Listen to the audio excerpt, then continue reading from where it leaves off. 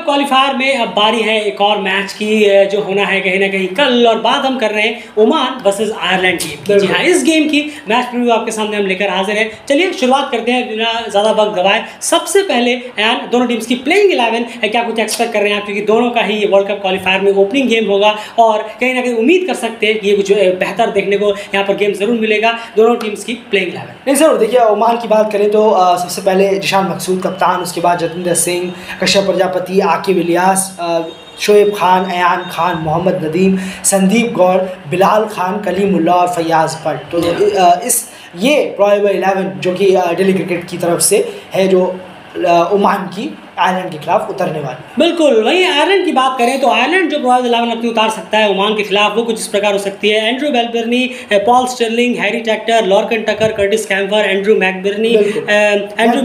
McBrine, George Dockrell, Mark Adair, Joshua Little, Graham Hume और Craig Young. ये कहीं ना कहीं प्लेइंग 11 जो है आयरलैंड की हम एक्सपेक्ट कर रहे हैं ओमान के खिलाफ इस वर्ल्ड कप क्वालिफायर के उनके ओपनर गेम में। चलिए, ये तो बात हो गई प्लेइंग 11 की। अब यहाँ पर सीधे से चलते हैं कि इस ग्राउंड पर ये मैच होना है बुलवायो एथलेटिक्स क्लब बुलवायो में, ठीक है। तो इस मैच की अगर बात करें यार तो यहाँ पर अगर हम रिसेंटली देखें तो कितने मैचेस वगैरह हुए हैं और वहाँ पर चेज या डिफेंड में क्या कुछ हाल है? नहीं जरूर, देखिए 2018 वर्ल्ड कप का क्वालिफायर के यहाँ पर मैचेस हुए थे यहाँ, जैसे नेपाल, हांगकांग, अफगानिस्तान, स्कॉटलैंड, इन टीमों ने यहाँ पर मैचेस खेले थे।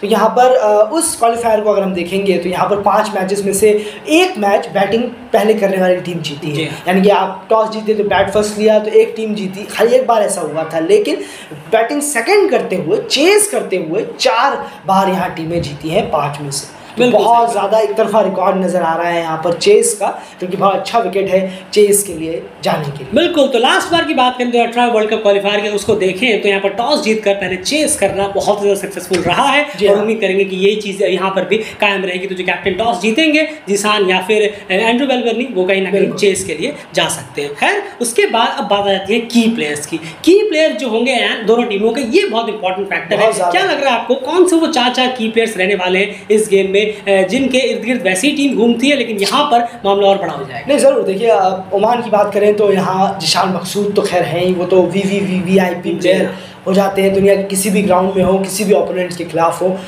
उसके बाद जतिंदर सिंह को यहाँ पर ज़रूर केयर करना हो, बहुत ज़्यादा बेहतरीन परफॉर्मेंस करने की ज़रूरत है आयरलैंड के खिलाफ और एक बेहतरीन शुरुआत दिलाएं तेज़ी के साथ, जो कि उम्मीद है उनसे। वहीं अयान खान ये तीसरे प्लेयर होंगे जो ऑलराउंडर हैं, जिनसे बहुत इफेक्टिवनेस की उम्मीद होगी कि बॉलिंग में आए तो 10 ओवर डालेंगे तो बहुत क्रूशियल 10 ओवर होंगे। विकेट निकाल पा रहे हैं या नहीं, कैसी इकोनॉमिकल बॉलिंग करा पा रहे हैं या नहीं, ताकि दूसरे प्लेयर पर भी थोड़ा सा कम प्रेशर बने। और साथ ही साथ बैटिंग में और मिडिल ऑर्डर में आते हैं नीचे की तरफ, तो उनको और ज़्यादा बल्लेबाजी में बेहतर करने की ज़रूरत है। लोअर ऑर्डर के साथ कम से कम पार्टनरशिप बिल्डअप करें। जी हाँ, अच्छी इनिंग खेलें, अगर ऊपर से कोई आ रहा है तो उनके साथ पार्टनरशिप करें, या लोअर ऑर्डर के साथ जैसा आपने कहा उनके साथ मिलकर टीम को एक रेस्पेक्टेबल टोटल तक पहुँचाएं या तो फिर चेस करवाएं। इसके बाद बिलाल खान, ये तो खैर बहुत ज़्यादा प्राइम है, जरूरी होगा, बहुत ज़्यादा और इन्हें अर्ली ब्रेक थ्रूज निकालने होंगे क्योंकि सामने अर्ली ब्रेक थ्रूज के नाम पर एंड्रू बेलबर्नी, पॉल स्टर्लिंग जैसे प्लेयर होंगे, बहुत बड़े नाम होंगे आयरलैंड की टीम में। और तो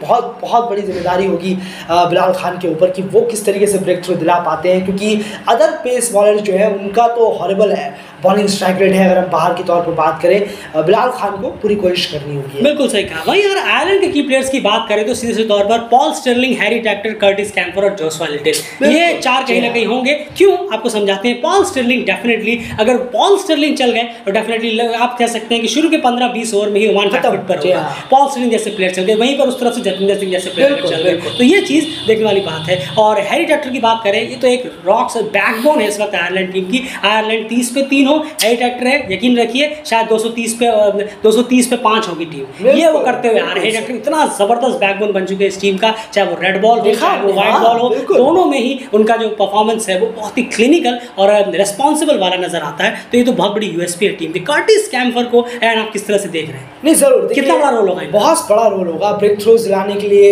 ये बहुत काम आएंगे, रन्स भी करते हैं, बहुत अच्छे प्लेयर हैं, तेज हिटिंग भी करते हैं, पार्टनरशिप भी बिल्डअप करते हैं। लेकिन एक काम यहाँ ज़रूरी होगा, क्योंकि जब पार्टनरशिप जमेगी, अगर ओमान की तरफ से किसी की जम रही है, तब ये मिड फेस पर आकर उससे तोड़ सकते हैं। ये उस तरीके के ऑलराउंडर हैं जो कि बहुत बेहतरीन वक्त पर आकर पार्टनरशिप को ब्रेक करना है जब किसी से हो ना रहा हो, वो कर्टिस कैम्फर करने में बहुत माहिर है। बिल्कुल, वहीं जोशुआ लिटिल की बात करें, डेफिनेटली इनके रडार में होगा। इनकी जो लेफ्ट आर्म पेसर्स हैं, तो शुरुआत में डेफिनेटली हमने आपके सामने कहा था कि शुरुआत में पेसर्स को हेल्प थोड़ी बहुत जरूर मिलेगी, और उस वक्त इनके रडार में होंगे कश्यप प्रजापति, जतिंदर सिंह और आकिब इलियास। ये 3 प्लेयर्स को अगर वो पावर प्ले के अंदर निपटा, इनमें से 2 प्लेयर्स को भी अगर वो निपटाने में कामयाब हो गए पावर प्ले के अंदर डेफिनेटली बहुत ज़्यादा आप कह सकते हैं फ्रंट फुट पर होगी आयरलैंड। चलिए, ये तो बात हो गई इनके की प्लेयर्स के बारे में। अब जरा पॉइंट्स की बात कर ली जाए। ओमान के लिए 2 पॉइंट जो उन्हें ध्यान देने की जरूरत है, और आयरलैंड के लिए 2 पॉइंट्स जो उन्हें बहुत ज़्यादा ध्यान देने की जरूरत होगी इस मैच में। एंड सबसे पहले ओमान की यहाँ पॉइंट्स की बात करें तो सबसे पहला जो उनका प्लान होना चाहिए वो है एक make a specific plan against Harry Tector. नहीं, बहुत ही ज्यादा इंपॉर्टेंट है, और क्यों है इसे आप शॉर्ट लेकिन अच्छे वे में समझाने की जरूरत नहीं, जरूर। देखिए, हैरी टैक्टर जिस तरीके से आते हैं, एक प्रेशर रिलीज करते हैं वो, और इतनी जल्दी वो मिस्टेक नहीं करते, गलती नहीं दोहराते अपनी, ये बहुत बड़ा इम्पैक्ट है। अच्छे रन रेट माफ कीजिएगा स्ट्राइक रेट के साथ 80, 85, 90, 95 के साथ वो बल्लेबाजी करते हैं, स्ट्राइक को रोटेट करके रखते हैं, स्कोर कार्ड को हमेशा बिजी रखते हैं। तो ये सिरदर्द होगा ओमान के लिए अपने आप में कि हमने 2 विकेट 3 विकेट निकाल लिए हैं, फिर ये बल्लेबाज आकर वहाँ पर शतक जड़ रहे हैं, फिर वहाँ पार्टनरशिप बिल्डअप कर रहे हैं टकर के साथ, कर्टिस कैम्फर के साथ, मैकब्राइन के साथ, डॉकरेल के साथ, अगर वो लंबा चाहते हैं तो, क्योंकि वो बहुत बेहतरीन खेलते हैं, वाइट बॉल में और रेड बॉल में भी बहुत स्टार प्लेयर चल रहे हैं इस वक्त। तो ये आयरलैंड को माफ कीजिएगा ओमान को बहुत मेक श्योर करने की जरूरत है कि हम इन्हें कैसे करके रेस्ट्रिक्ट प्लान बनाकर आए। बिल्कुल बिल्कुल सही कहा आपने। थोड़ा भी अगर बिना प्लान के उतरे तो आप फिर खत्म है। फिर आयरलैंड के जो बैट्समैन है वही आपको फिर ऊपर के ही बल्लेबाज आपको खत्म कर देंगे। और हैरी टैक्टर की तो बात ही अलग है, वो तो बहुत ही क्लास प्लेयर है, और उनका अलग ही एक मोमेंटम इस वक्त चल रहा है। जो रन्स कर रहे हैं अपने बल्ले से, वो इस वक्त रोकना बहुत बड़ा एक हेडेक होगा ओमान के लिए। अगर कुछ प्लान बनाकर नहीं आए, आप सोचेंगे कि चलो फंस गए या फंस जाएंगे, वो तो दिन की बात होती है। फंसेंगे तो 80-90 तक ना पहुंच जाए फंसते। बिल्कुल सही कहा। तो प्लीज़ थोड़ा सा इस पर ध्यान देने की ज़रूरत है कि हैरी टैक्टर को कैसे रोके, थोड़ा अपनी बॉलिंग को कैसे करके डिसिप्लिन रखे जब इस जैसे हाई क्लास बैट्समैन आपके सामने मौजूद। बिल्कुल, वही सेकंड पॉइंट ओमान के लिए होगा वो है आयरलैंड के जो पेसर्स हैं उनको बहुत स्मार्टली तरीके से खेलना। एंड वो 3 पेसर्स हैं जिन्हें आप एक्सपेक्ट कर रहे हैं कि जिन्हें बहुत आसानी और बहुत आराम से ओमान के प्लेयर्स को देख समझ कर खेलना होगा, अंधाधुंध से काम नहीं चलने वाला। नहीं, देखिए आप ग्राहम ह्यूम है, मार्क अडेर है, जोशुआ लिटिल, ये 3 पेसर हैं, और क्रेग यंग खेल गए अगर तो वो चौथे भी हो जाएंगे वहाँ पर। तो ये 3-4 पेसर हैं जिनको बहुत स्मार्टली खेलने की ज़रूरत है। अच्छी स्पीड है और स्विंग सीम भी बहुत बेहतर कराते हैं, और खासकर मार्क अडेर और जोशुआ लिटिल तो बहुत ही बेहतरीन है। ग्राहम ह्यूम इसमें 4 चांद लगा रहे हैं इस वक्त आयरलैंड के लिए। तो आयरलैंड की जो पेसर्स हैं वो बहुत ज़्यादा इफेक्टिव नज़र आए हैं पिछले कई मैचों से आयरलैंड के लिए। तो ये अपने आप में एक सिरदर्द होगा कि ओमान उसे रोकने के लिए ज़्यादा जाएगा, डिफेंसिव क्रिकेट खेलने के लिए जाएगा, या फिर अटैक करने की भी कोशिश करेगा, वो भी स्मार्टली। ऐसे नहीं कि अंधाधुंध आप बल्ला चला रहे 80-90 या 130 पे ऑल आउट हो गए, कोई फ़ायदा नहीं होगा उससे।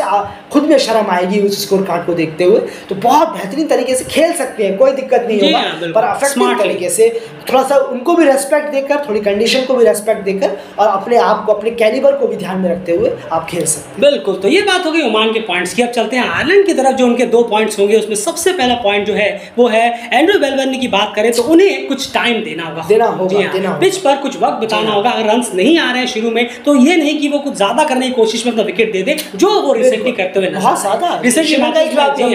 टेस्ट मैच भी हमने कहीं पर देखा, अभी बांग्लादेश श्रीलंका के खिलाफ भी, और यहाँ पर भी कहीं ना कहीं उन्हें थोड़ा सा खुद को टाइम देने की यहाँ जरूरत होगी कि थोड़ा सा मैं वक्त लूँ। कोई बात नहीं, रन्स नहीं आ रहे, मैं फिलहाल 50-55 के स्ट्राइक रेट से खेलूँ, लेकिन कम से कम खुद के लिए रन्स तो लेकर आऊँ, ये जो सूखा है इसे तो खत्म करूँ, फिर जाकर आगे आगे अपने स्ट्राइक रेट को आगे बढ़ाता रहूँगा। तो कहीं ना कहीं एंड्रू बेलवर्नी को यहाँ पर पिच पे थोड़ा वक्त बिताने की जरूरत है, थोड़ा सा टाइम दे खुद को, और उसके बाद इन चीज़ों को आगे बढ़ाएं, रन्स कम करने की कोशिश करें। क्योंकि अगर वो रन्स के लिए आ गए तो टैक्टर, एंड्रू बेलवर्नी, कर्टिस कैम्फर, माफ कीजिएगा टकर, ये सब मिलकर जो है एक जबरदस्त स्कोर कहीं ना कहीं क्रिएट कर सकते हैं। तो वो हो क्या रहा है, कर्टिस कैम्फर और टैक्टर ही ज़्यादातर रन्स करते हुए नजर आ रहे हैं। तो वो दोनों बहुत ज़्यादा 2 है, लेकिन फिर भी अकेले पड़ रहे हैं 7-8 जनों के बीच में। इसीलिए और कैप्टन को lead from the front with bat यहाँ पर करने की जरूरत है।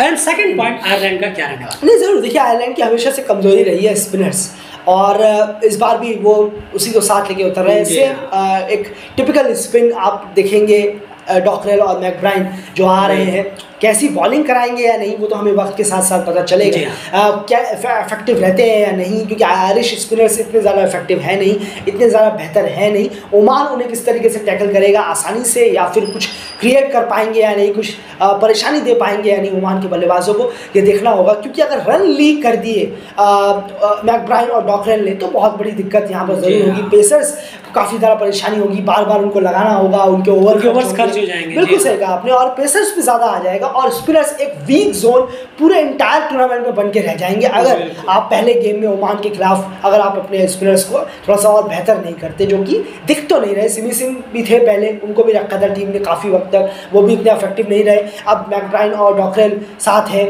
तो देखना होगा किस तरीके से ये करते हैं, अपनी बॉलिंग किस तरीके से दिखाते हैं, बस यही बात। बिल्कुल, चलिए ये तो बात हो गई यहाँ पर स्पिनर्स को लेकर। तो ओवरऑल अगर हम देखें तो ये सारी चीज़ें यहाँ पर निकल कर आई हैं। और एक चीज़ यहाँ देखने वाली बात होगी कि स्पिनर्स जो है वो इतने इफेक्टिव रहे नहीं है। अगर हम देखें आयरलैंड के लिए आना तो बिल्कुल सही कहा। और यहाँ पर देखना होगा एक चीज़ और है कि इन सिचुएशन में जब आप देख रहे हैं कि हाँ स्पिनर्स इतने इफेक्टिव नहीं हो रहे हैं आयरलैंड के, कभी कंसिस्टेंसी वो रहती नहीं, एक में हुई तो 9 में नहीं हुए, इस फेस में क्या एक तरीका रहेगा जहाँ पर वो कुछ बेहतर कर यहाँ से निकल सकते हैं? नहीं, क्या प्लान यहाँ पर यूटिलाइज किया जा सकता है? आई एम सॉरी पर मुझे नहीं लगता। देखिए आप आयरलैंड के लिए सब कुछ पेसर पे दाव है।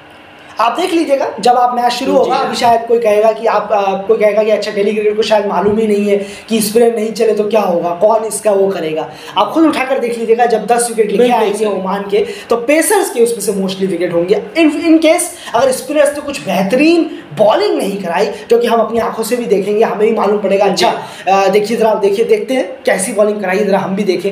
तो बिल्कुल अभी तक तो देखते आ रहे हैं, नज़र तो नहीं आई है, लेकिन हम ज़रूर देखेंगे ओमान के खिलाफ कि किस तरीके से नज़र आ रहे हैं। लेकिन अगर नहीं नजर आई तो सीधा है mark अडेल, Joshua Little, Graham Hume और क्रेग यंग आपको विकेट शेयर करते हुए नजर आएंगे, और स्पेशली मार्क अडेल और जोशुआ लिटिल। बिल्कुल, अनलेस ओमान के प्लेयर जो हैं कुछ ज़्यादा ही खराब शॉट्स खेलने लग जाए उनके स्पिनर्स के खिलाफ, तो डेफिनेटली क्रिकेट ही खराब खेलेंगे तो इसको आप नहीं कह सकते बहुत अच्छी डिलीवरी थी। फिलहाल इस मैच रिव्यू में इतना ही। बने रहिए के साथ, इस मैच की एनालिसिस भी आपके सामने हम प्रेजेंट करेंगे जो कि बहुत ही इंटरेस्टिंग होगी। उम्मीद हमने की है कि ये मैच बहुत बेहतर होगा, इसीलिए इस मैच की मैच रिव्यू और इस मैच का पोस्ट मैच एनालिसिस हमने पिक किया है। देखना होगा कि क्या ये दोनों टीम्स इस उम्मीद पर खरे उतर पाते हैं या फिर नहीं। लेकिन डेली क्रिकेट में लगातार आप बने जरूर रहिए। बाय।